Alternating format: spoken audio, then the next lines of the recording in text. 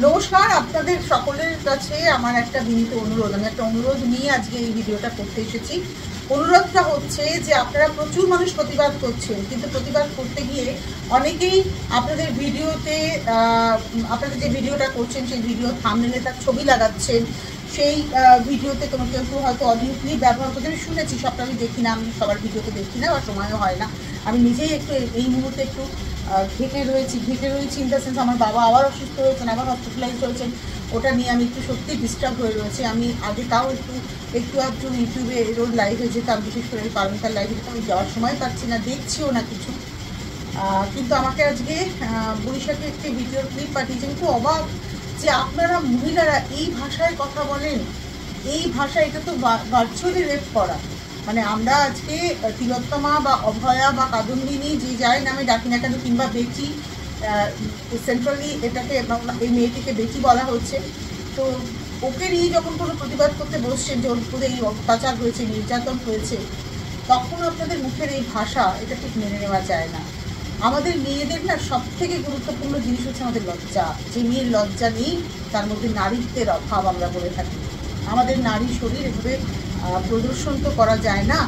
তো সেরকমই আপনি মুখে যখন সেই শরীরের প্রদর্শনের কথা বলছেন, সেটাও কিন্তু কাঙ্ক্ষিত নয়। যাই হোক, এটা আমার আর্জি আপনাদের কাছে, শিক্ষিত অশিক্ষিত যারাই রয়েছেন, শিক্ষা তো আর পুঁথিগত হয় না, মানে পুঁথিগত শিক্ষাই যে শিক্ষিত করেছেন তা নয়। শিক্ষা প্রয়োজন হচ্ছে সামাজিক শিক্ষা এবং পারিবারিক শিক্ষা। আমি মনে করি, এটা ভীষণভাবে বিশ্বাস করি যে একটি শিশু, সে ছেলেই হোক আর মেয়েই হোক, তাকে পরিবারই মূল্যবোধ দিয়ে তৈরি করে। যে পরিবার শিশুকে মূল্যবোধের শিক্ষা দিতে পারে, সেই পরিবারের শিশু কিন্তু ধর্ষক হয় না। কারণ ধর্ষক যারা, তারা কোনো অন্য গ্রহ থেকে আসে না। তারা আমার আপনার মতোই, কারোর না কারোর সন্তান, কারোর না কারোর পিতা, কারোর না কারোর ভাই, কারোর না কারোর বন্ধু, কারোর না কারোর স্বামী। ধর্ষক কিন্তু আমার আপনার মতোই মানুষ।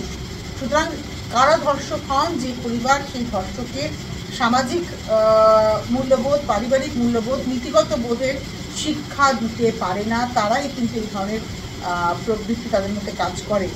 নারীকে সম্মানটা সবার আগে দিতে শেখাতে হবে পুরুষকে, এবং ছেলে মেয়েকে বোঝাতে হবে তোমারও শরীর তারও শরীর, দুই শরীরের মধ্যে ফারাক কিছু নেই। এবং এটাও বোঝাতে হবে তুমি কারোর থেকে জোর করে কিছু ছিনিয়ে নেবে না। যতক্ষণ না সে সেটা দেবে, ততক্ষণ সেটা ছিনিয়ে নেবে না। সেটা সেই তোমার স্কুলের বন্ধুর টিফিনই হোক, তার বই হোক, কিংবা তোমার বড় হয়ে যাওয়া মেয়ে বন্ধুর শরীরই হোক না কেন, জোর করে কোনো কিছু আদায় করা যায় না।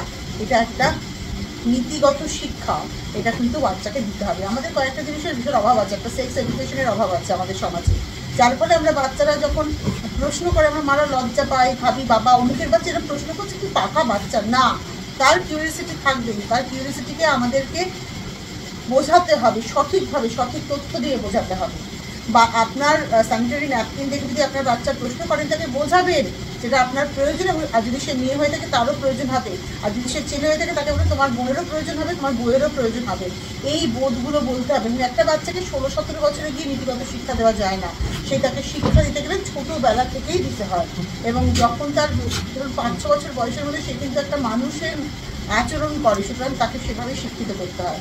আমার একটা প্রশ্ন, একটা অনুরোধ আপনাদের কাছে, এটা নির্যাতিতার বাবাও অনুরোধ করেছে যে তার মেয়েকে নিয়ে কোনো অডিও ভিডিও ভাইরাল হতে দেবেন না। এটা একদম অ্যাপিল আপনাদের কাছে, প্লিজ ব্যবহার করবেন না।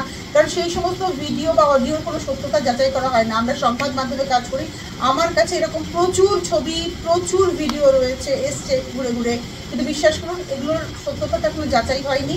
আর ব্যাপারটা পুরোটাই বিচারাধীন আছে।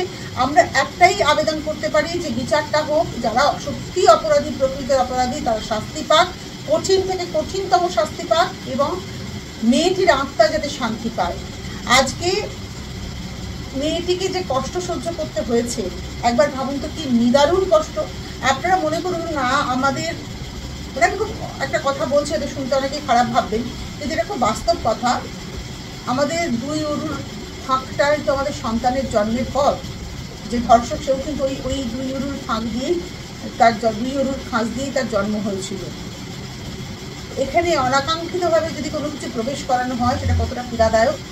আমার একটা অ্যাপিল আপনাদের কাছে, সবাই ভিডিও করুন, এমনভাবে ভিডিও করুন যাতে মহামান্য আদালতের কাছে পৌঁছায়, মাননীয়ার কাছে পৌঁছায়, আমাদের রাষ্ট্রপতি দ্রৌপদী মুর্মুর কাছে পৌঁছায়, আমাদের প্রধানমন্ত্রীর কাছে পৌঁছায়, যে আমরা সত্যি বিচার চাই। অনেকেই বলছে নির্ভয়া কাণ্ডের পরে কামদুনি হয়েছে, আরও অনেক জায়গায় হাতটাস হয়েছে, কই আপনারা তো তখন নামেননি। দেখুন, প্রত্যেকটা ধর্ষণের পর যে বিচারের ব্যবস্থা, আমরা ভেবেছি নিশ্চয়ই এবার বিচার হবে, নিশ্চয়ই এবার সততার সঙ্গে বিচার হবে, কিন্তু যখন এরকম হতে হতে দেওয়ালে পিঠটা ঠেকেছে, এখন আমাদের দেওয়ালে পিঠ থেকে গেছে। আমরা বুঝে গেছি যে কঠিন শাস্তি না হলে এটা থামবে না। ধর্ষণ থামা সহজ কথা নয়। ধর্ষণ থামাতে গেলে সামাজিক মূল্যবোধ, পারিবারিক মূল্যবোধ, সন্তানকে নীতিগত শিক্ষায় শিক্ষিত করতে হবে, সেক্স এডুকেশনে এডুকেটেড করতে হবে, তবেই এই ধর্ষণ কিন্তু থামবে। কারণ ধর্ষক অন্য কোনো গ্রহের জীব নয়, ধর্ষক আমার আপনার পরিবার, আমাদের মতোই কোনো না কোনো মায়ের সন্তান, কোনো না কোনো পিতার সন্তান, কোনো না কোনো বোনের ভাই, কোনো না কোনো স্ত্রীর স্বামী। এই ধর্ষক সেরকমই একজন পুরুষ, যে পুরুষ সমাজের লজ্জা। তাই আসুন, একটা আপিল আপনাদের কাছে, তার ছবি ব্যবহার করবেন না, কেননা মৃত্যুর পরেও মৃতার একটা সম্মান আমাদের রক্ষা করতে হবে। যে ও অত কষ্ট পেয়ে মারা গেছে, এই তিলোত্তমা, অভয়া, কাদম্বিনী যে নামে আমরা তাকে ডাকি না কেন, দেখি এই যে কষ্ট পেয়ে সে মারা গেছে, তার থেকে বেশি কষ্ট তার আত্মা পাচ্ছে যখন আমরা তার ছবিকে নিয়ে, তার ভিডিও ক্লিপস, অডিও ক্লিপস নিয়ে ভাইরাল করছি। আরও বেশি কষ্ট পাচ্ছে, কারণ সে অসম্মানিত হচ্ছে প্রতি মুহূর্তে, তার বাবা মা অসম্মানিত হচ্ছে প্রতি মুহূর্তে। দেখুন, ওই ফেক কান্নাকাটি করা, শাঁখ বাজানো, উলু দেওয়া, এগুলোতে কিচ্ছু যায় আসবে না। এগুলো নিয়ে অনেকেই বলছেন, অনেকেই করছেন, সেলিব্রিটিরা সো কল, এগুলো করে কিছু হবে না। যদি সত্যি প্রতিবাদ করতে হয়, এই ধরনের মহামান্য আদালতের কাছে পৌঁছে দিন আপনার অ্যাপিল। একটা পিটিশন আসলে আমরা সবাই মিলে জমা দিই, দ্রৌপদী মুর্মুর কাছে জমা দিই, তিনিও তো একজন নারী, মাননীয়াও একজন নারী। আমরা আসুন না, অ্যাপিল করি না যে সত্যি চোখ বন্ধ করে ফেলুন, কাছের জনকে জড়িত আছে দেখবেন না, শুধু শাস্তি দিন, ধর্ষককে কঠিন থেকে কঠিনতর শাস্তি দিন। এই একটা অ্যাপিল রইল সকলের কাছে। আর please don't use abusive language. একদম এরকম নোংরা কথা বলবেন না। আপনি মহিলা যদি কোনো নোংরা কথা আপনার ভিডিওতে বলেন, আপনার ডিগনিটি নষ্ট হচ্ছে, আপনার পরিবারের সন্তানের মূল্যবোধের হানি হচ্ছে। এটুকু অন্তত মাথায় রাখুন। এর বাইরে আর কিছু বলার ইচ্ছেই নেই। আমি এমনিতেই খুব একটা ভালো পরিস্থিতির মধ্যে নেই। আমার বাবা খুব অসুস্থ, এই কদিন আগেই হসপিটাল থেকে ছাড়া পেয়েছেন, আবার অসুস্থ হয়েছেন। কিন্তু তার মধ্যেও একজন নারী হিসেবে, একজন মা হিসেবে আমার ঘরে একটি ফুটফুটে লক্ষ্মী এসেছে, তার মাত্র 2 মাস বয়স। ও যেন 20 বছরে সুরক্ষিত থাকতে পারে, তার জন্য আমি রেস করেছি আমার ভয়েস। আমার মনে হয় সমস্ত মানুষের ভয়েসটা রেস করা উচিত। ভালো থাকুন আপনারা, পৃথিবীর সমস্ত মায়েরা, মেয়েরা, বোনেরা নিরাপদ থাকুক, সমস্ত কন্যা সন্তান ভ্রূণাবস্থা থেকে যেন নিরাপদ থাকতে পারে। ভালো থাকুন।